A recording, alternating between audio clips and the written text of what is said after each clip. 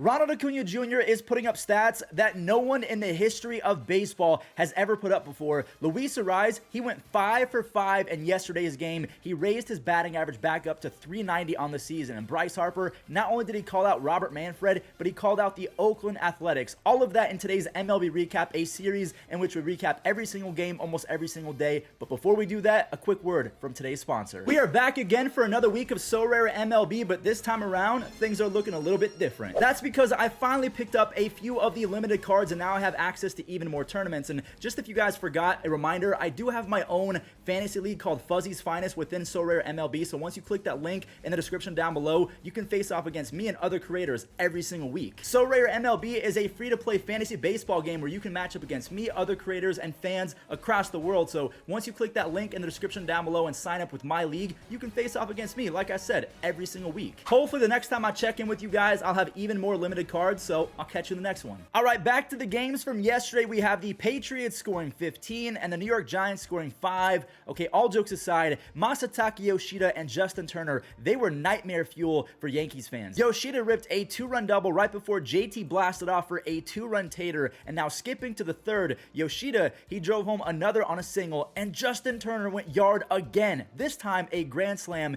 He's hitting .321 with 4 home runs and 14 RBIs over his last 13 games. Boston, they ran it up to 13 right before a scary situation took place. Starting pitcher Tanner Houck, he was struck by a comebacker. He was sent to the hospital, but Alex Cora, the manager of the Red Sox, he says that Tanner was conscious and that it seems like it's just going to be something that needed stitches. Hopefully he's not going to be out for weeks on end. Casas, he drove home the final 2 runs. He has a .430 on base percentage over the last 2 weeks. Now I'm going to go ahead and just say this right now. For all intents and purposes, considering all of the players that they lost, Boston, they're having a decent season in my opinion. They're 6th in OPS and runs scored, even after losing all of their faces of the franchise. Coming up next, we have the Orioles and the Cubs. Chicago, they started using power swing in the 3rd inning against the Orioles. They hit 3 home runs, each one going further and further than the last. Miguel Amaya, he went 390. Dansby Swanson, he went 421 feet. And then finally, Christopher Morel, he went 423 feet. Now, the Baltimore Orioles, they were able to put a band-aid on this one and get right back into it. But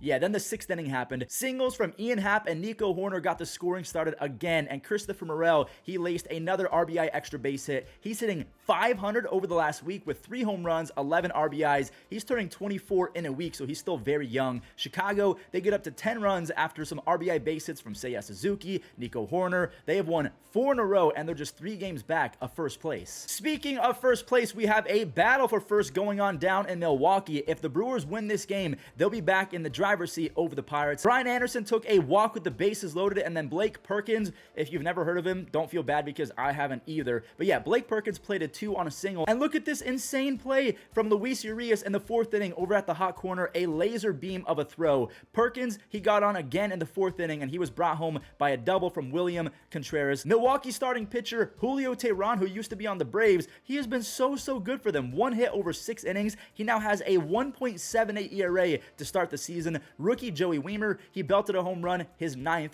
Devin Williams, D-Will, he closed it out. He has 11 saves on the year. Milwaukee, they are back in first place. You know who else is aiming for first place in the NL Central? The freaking Cincinnati Reds. They're looking for their 6th win in a row. They were yet again led by their rookie lefty, Andrew Abbott, and yet again he tossed a shutout. 6 more scoreless frames. He is the first player in the modern era to begin his career with 3 consecutive scoreless starts of 5 innings or more to begin his career. He just needs a little bit of run support, and there it is. Tyler Stevenson, in my opinion, I hope that he starts bouncing back because he is so good when he's actually right and healthy. He gave Abbott a chance at the W, and luckily Kevin Newman added an insurance run on a double because Houston, they picked up 1 in the final inning on a Jeremy Pena ground out, but Alexis Diaz, he settled down. He wrapped up his 18th save of the year. He has converted 23 saves in a row. The Cincinnati Reds have won 6 games in a row, and they are now tied with the Pirates at a half game back of first place. Ever since the Reds called up Matt McClain, Ellie De La Cruz, and some of their young pitchers, they have been one of the better teams in the entire National League. So we've talked a lot about first place and all that, but the Astros, on the other hand, they could lose sole possession of second place if the Halos pick up this game against the Royals, and because it's Kansas City, of course that was going to happen.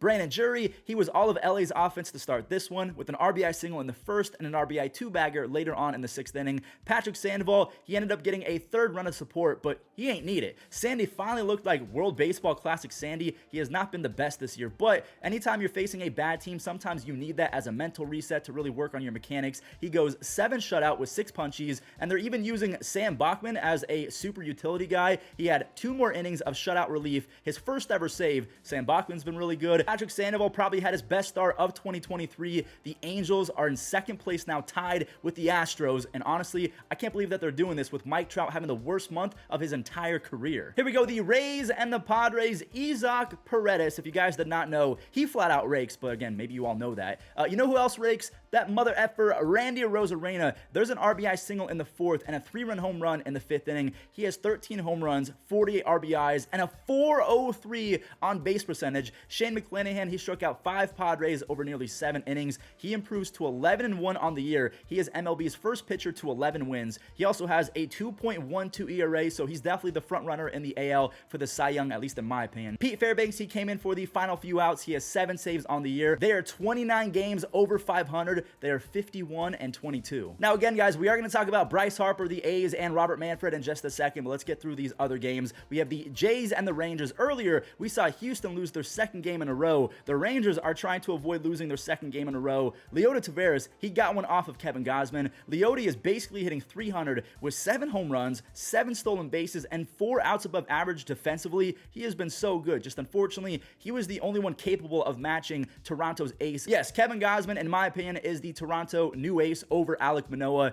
I kind of feel bad for Alek because he fell off a cliff. Kevin, he was given the lead on Danny Jansen's 9th home run of the year. Danny Jansen hit 2 home runs in the game previously, so 1/3 of his home runs came in the last 24 hours. Gausman, he tore up Texas over 6 innings, and Jordan Romano, he did much of the same in relief. He struck out 3 as he converted his 20th save of the season. He has 81 saves and a 2.16 ERA with a near 11.5 strikeouts per 9 since 2020. He's amazing. We have the Mariners and the White Sox. Rookie Brian Wu and the Mariners pitching staff were strikeout machines yesterday against Chicago. Brian Wu, he struck out 9 White Sox over 5 2/3, and he finally got some run support in the 5th and 6th inning. There's an RBI double from Teoscar Hernandez, but I guess real quick, we do have to show the home run from Andrew Benintendi because that was his first home run of the season. It only took him 66 games. Anyways, Ty France, he tied it right back up on an RBI single, and Teoscar Hernandez hit one to the Hubble telescope in outer space to give his team the lead. He's got 12 home runs and 33 RBIs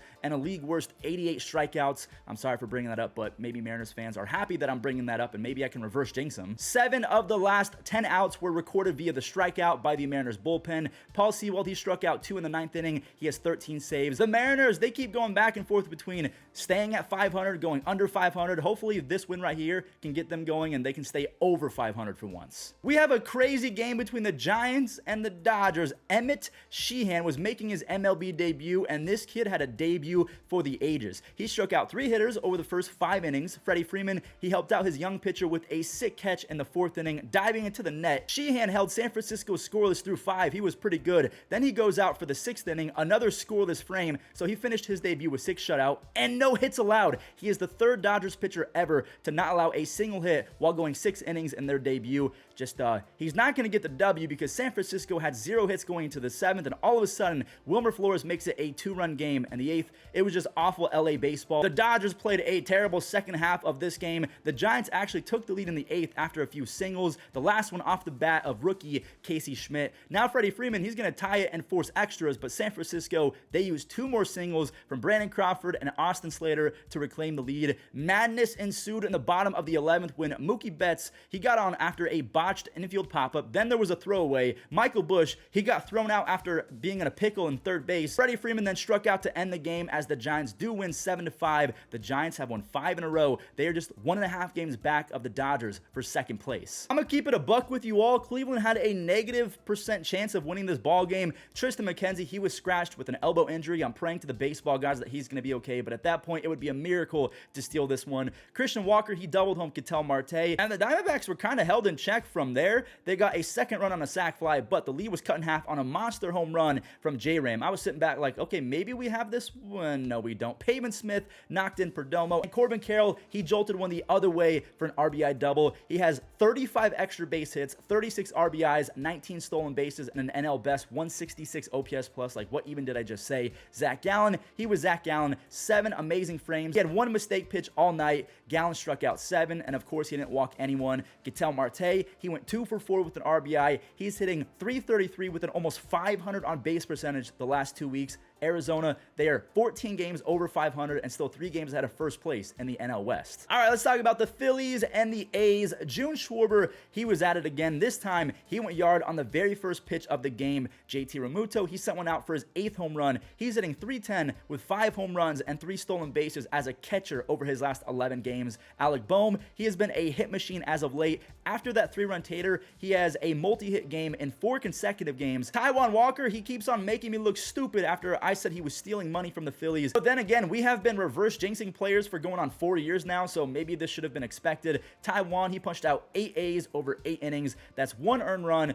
21 strikeouts over his last 20 innings ever since I said that he was basically terrible and stealing money. The Phillies have won 4 in a row, and they're 8-2 over their last 10 games. Now, staying with both the Phillies and the A's. Bryce Harper, who apparently grew up an A's fan, he is not happy with Robert Manfred and the A's, the fact that they're moving to Las Vegas. And it's crazy because Bryce Harper, he's from Las Vegas. I would think that he would be supporting the A's, his favorite team, moving to his hometown team, but he says that he does not want Las Vegas to get a team at the cost of another fan base. I'm in the same boat as well. I'm from Las Vegas. I would love to have a Major League Baseball team, but stealing it from another city that is so passionate, or they have been passionate in the past, that sucks. So let me know, are you on the side of Bryce Harper, or are you on the side of the owners and Robert Manfred, who said if you wanted a ball club, maybe your city and your council should have actually supported a ballpark? I don't know.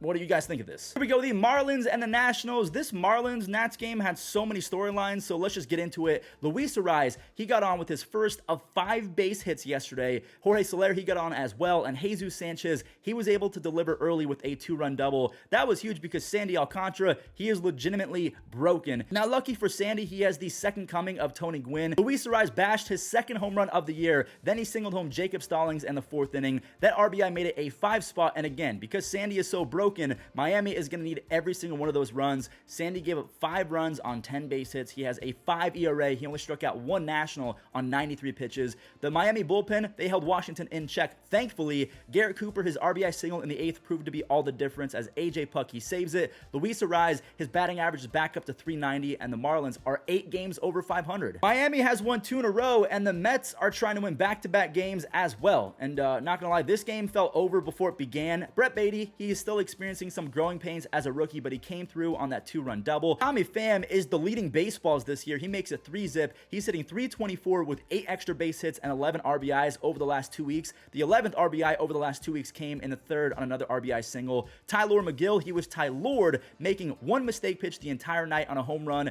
to Wilson Contreras. He struck out 7, didn't walk anyone over 6 innings. Daniel Vogelbach had been benched the last few days to reset mentally, and it looked like it worked. He goes yard. The Cardinals are 27-43, and they look completely lifeless. So the Phillies, Marlins, and Mets all won yesterday. What about the Braves? I mean, they had one guy almost go off for 1,000 feet worth of home runs, so of course they're going to win. Travis d'Arnaud, he went, wait for it, 474 feet for his 100th career home run, an absolute bomb of a long ball. He sent another one out in the 3rd inning. That one was only 433 feet, so not that impressive. I mean, see, look at Eddie Rosario. He went 443 feet for a 2-run home run. So yeah, Travis, he should go home and cry because he can only hit a baseball 433 feet. Okay, all jokes aside, this Braves team is stupid. They're 6th in team ERA, and they're 3rd in runs scored as an offense, and genuinely, they have a 1-of-1 player. Like, actually 1-of-1. Ronald Acuña Jr. stole second base in the 1st inning. That gave him 30 stolen bases on the year. He became the first player in the history of baseball to have 15 home runs and 30 stolen bases in the first 70 games of a season. What even is that? A 50-30 season over 162 would be awesome. He did that in 70 games. He is currently on pace for a 35 home run, 69 stolen base season while hitting .330. Like, that doesn't make sense. Javier Baez have yourself a day, man. It's been a lot of bad with very few good sprinkled in for Javier Baez ever since he joined the Tigers. He socked a 3-run home run in the 3rd and then made a sick play in the 6th inning that not many players can make. But before we show that, I gotta show Matt Vierling his first of 2 home runs on the day, and my goodness, did he mash them both. The first one went 428 feet. We'll show the second one after we show the sick web gem from Javier Baez. He backhands it, he fires across his body while still on one knee, and he makes the play. Matt Vierling, he cleared the first home run. The second one went 430 feet. He's hitting .530 with 3 home runs since returning from injury. The Tigers, they win easy 7-1. That does it for today's MLB recap. This was a big boy recap, so if you watched all the way until the end, do not forget to leave a like, and also if you're brand new, hit that subscribe button. Thank you guys all so much for the support, and I'll catch you in the next one.